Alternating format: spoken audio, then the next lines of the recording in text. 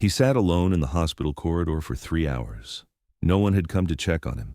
Nurses passed by, doctors rushed past, but none of them looked his way, until a young doctor noticed the faded tattoo on his arm. Welcome to the human stories.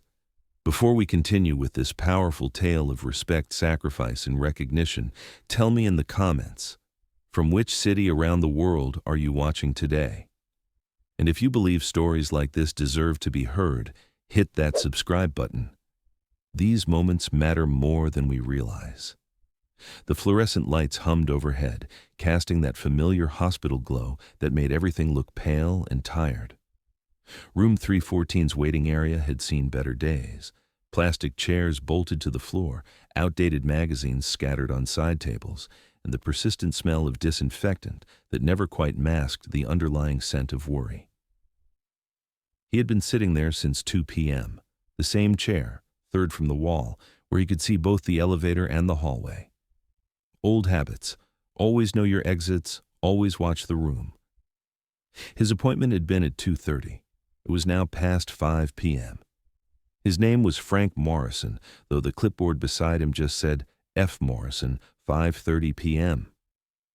72 years old, wearing a clean but worn button-down shirt, khaki pants that had been pressed that morning, and boots that had walked farther than most people could imagine.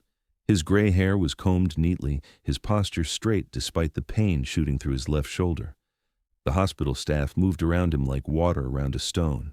Not with malice, not with intention to ignore, just with the practiced efficiency of people who had learned to see patients as problems to solve rather than people to notice. He understood. He'd been invisible before. Sometimes it was safer that way. A young nurse named Sarah had walked past him 14 times.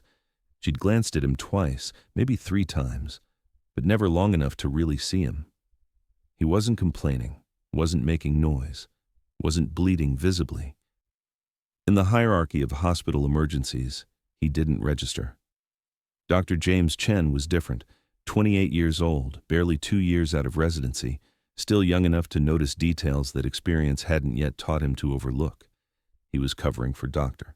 Martinez, who had called in sick, which meant he was running 3 hours behind and seeing patients he'd never met before. When he finally approached the waiting area at 5:15 p.m., scanning for F. Morrison, he almost walked past him too. Just another elderly patient waiting patiently. But something made him pause. Maybe it was the way the old man sat, not slouched like someone defeated by pain, but alert, observant. Maybe it was the precision with which he'd folded his jacket beside him, or the way his eyes tracked movement without his head turning. "Mr. Morrison?" Dr. Chen asked, approaching with the apologetic smile medical professionals master early in their careers. Frank looked up slowly. "That's me. I'm Dr. Chen. I apologize for the delay. We've had some emergencies today," and he paused, genuinely looking at Frank for the first time. There was something in the old man's eyes. Patience, yes, but not submission. Understanding, but not defeat. "No problem, Doc. I've waited longer for less important things." There was something in the way he said it. Not bitter, not sarcastic, just factual, like someone who had learned the value of patience the hard way. As Frank stood up to follow him, he rolled up his sleeves slightly, an unconscious gesture against the hospital's warmth. That's when Dr. Chen saw it. Just a glimpse, barely visible under the edge of his shirt sleeve. Dark ink, faded with age, but unmistakable in its precision. Dr. Chen stopped walking. "Sir," he said quietly, Could I see your arm for a moment?" Frank paused, followed the doctor's gaze to his forearm, then looked back up with the slightest hint of surprise. Not many people noticed anymore. Fewer still knew what they were looking at. He rolled up his sleeve without ceremony, without explanation. Just lifted the fabric to reveal what time and sun and decades had tried to fade, but never quite erased. It wasn't large, it wasn't flashy. It was a ranger tab, black and yellow, sitting above a combat infantry badge. Below that, barely visible, the outline of jump wings, and beneath it all, in small, precise lettering, 173rd Airborne, Vietnam 1967 to 1969. Dr. Chen stood perfectly still. His grandfather had served in Korea, his uncle in Desert Storm. He knew what he was looking at. More than that, he knew what it meant. "Sir," he said, his voice dropping to almost a whisper, "how long have you been waiting?" "Since 2 p.m., Frank replied simply. Dr. Chen looked at his watch. 3 hours and 15 minutes. He thought about the complaints he had heard that afternoon. People upset about 20-minute delays, patients demanding to be seen immediately for minor issues, insurance paperwork taking precedence over human dignity. "Come with me," Dr. Chen said, but not toward the examination rooms. Instead, he walked toward the nurses' station. Frank followed, curious but not questioning. He'd learned long ago that some battles weren't worth fighting, some systems weren't worth challenging. You waited your turn, you kept your mouth shut, you carried your pain quietly. But Dr. Chen had other plans.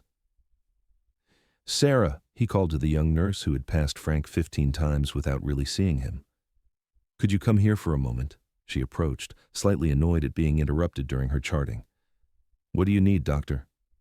"I need you to look at Mr. Morrison. Really look at him." Sarah glanced at Frank, confused. "Okay, I see him. He's been waiting for his appointment." "For how long?" I'm not sure. A while, I think." 3 hours and 15 minutes, Dr. Chen said quietly. "And look at his arm." Frank, understanding what was happening but not resisting it, showed her his forearm. Sarah's expression changed immediately. She was young, but she wasn't ignorant. Her father had served in Afghanistan. She knew what those symbols meant. She knew what kind of man earned them. "Sir, she started, then stopped. "What do you say to someone who fought in Vietnam while you were complaining about having to work a double shift?" "It's okay," Frank said gently. "I'm not upset. You've got a job to do and sick people to take care of. I can wait." But Dr. Chen wasn't finished. Word spread quickly in hospitals, especially when it's something worth spreading. Within 10 minutes, the waiting area had changed. Not dramatically, not with fanfare, but with the quiet shift that happens when people suddenly see what was always there. Dr. Martinez's nurse practitioner, Maria, who had served as a Navy corpsman before medical school, walked over without being asked. She didn't say anything at first, just stood beside Frank's chair with the kind of respect that doesn't require words. The security guard, an older black man named Jerome, who wore his own Vietnam service pin on his uniform, positioned himself where he could see Frank clearly. Not protectively, not obviously, just present. Even the janitor, pushing his cart past the waiting area, paused long enough to nod. A brief gesture, but one that said, "I see you." Frank noticed all of it. How could he not? But he didn't comment, didn't acknowledge the shift. He just waited, the same way he'd been waiting for 3 hours, the same way he'd waited in rice paddies and firebase perimeters and VA offices for decades. When Dr. Chen finally called him into the examination room, he took extra time. Not just with the medical examination. Frank's shoulder injury from a helicopter crash in 1968 was straightforward enough, but with a conversation. He asked about Frank's service, not with morbid curiosity, but with genuine respect. He listened to stories about men who didn't come home, about missions that never made the news, about a war that most people preferred to forget. "Doctor," Frank said as the appointment was ending, "you didn't have to do all that out there." Dr. Chen was writing notes in Frank's chart, but he stopped and looked up. "Yes, I did." Frank nodded slowly. "Well, thank you." "No, sir. Thank you." As Frank prepared to leave, Dr. Chen made one final note in his chart. Not a medical observation, not a treatment plan. Just 5 words that would ensure Frank Morrison never waited 3 hours in a hospital corridor again. Vietnam veteran. Priority scheduling recommended.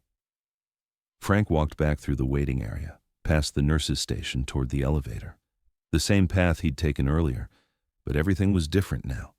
Not because anyone made a big show of it, not because policies had changed or announcements were made, but Sarah nodded as he passed. Maria said, "Take care of yourself, sir." Jerome stood a little straighter. The janitor was nowhere to be seen, but Frank's chair had been quietly wiped down and repositioned, facing the window where the late afternoon sun could warm whoever sat there next. Frank pressed the elevator button and waited. As the doors opened, he heard Dr. Chen's voice behind him. "Mr. Morrison?" He turned around. "Your follow-up appointment is scheduled for next Thursday at 2 p.m. But if you need anything before then, anything at all, you call this number." He handed Frank a card. "My direct line." Frank looked at the card, then at the young doctor. "That's not necessary, Doc." "Yes, it is." The elevator doors closed, but through the small window, Dr. Chen could see Frank studying the card. Not with surprise, not with gratitude that needed to be expressed, just with the quiet recognition of one person seeing another person clearly, perhaps for the first time in a long while. That night, Dr. Chen went home to his apartment and called his grandfather in San Francisco.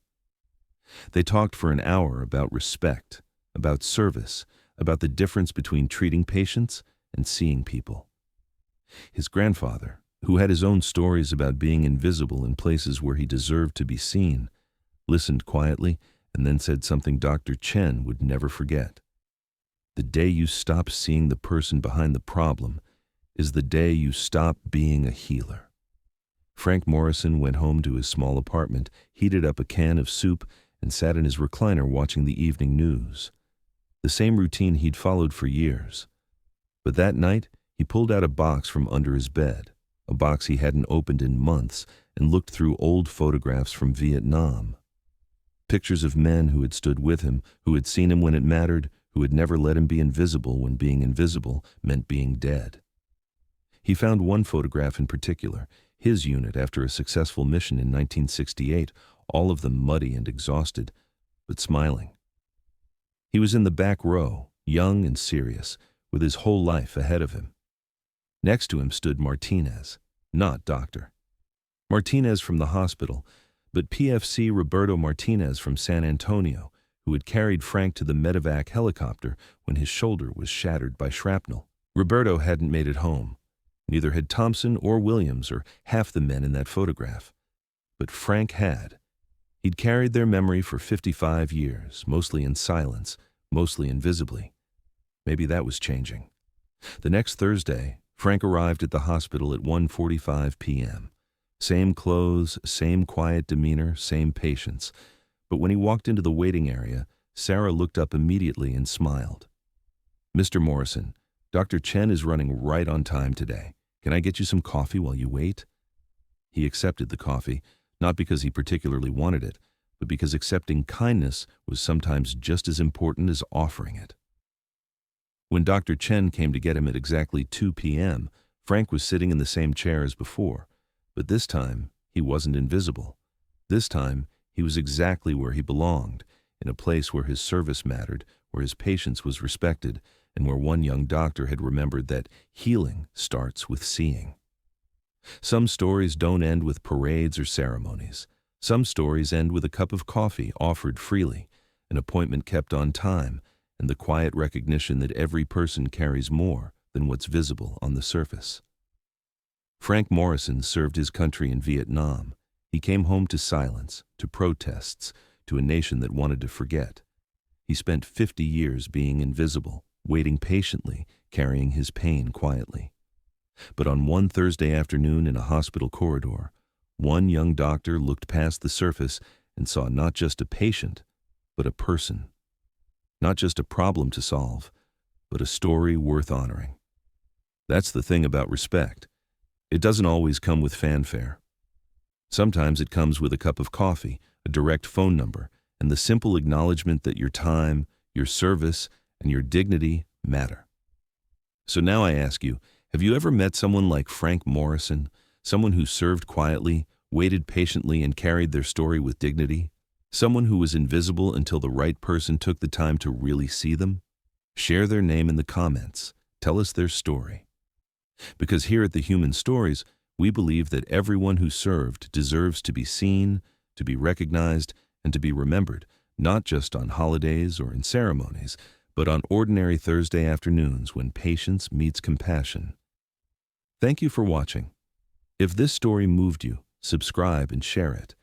Help us make sure that men and women like Frank Morrison are never invisible again. Their service was real. Their sacrifice was real. And their stories deserve to be heard. We'll see you in the next story. And until then, if you ever see someone waiting patiently in a hospital corridor, take a second look. You might be looking at a hero.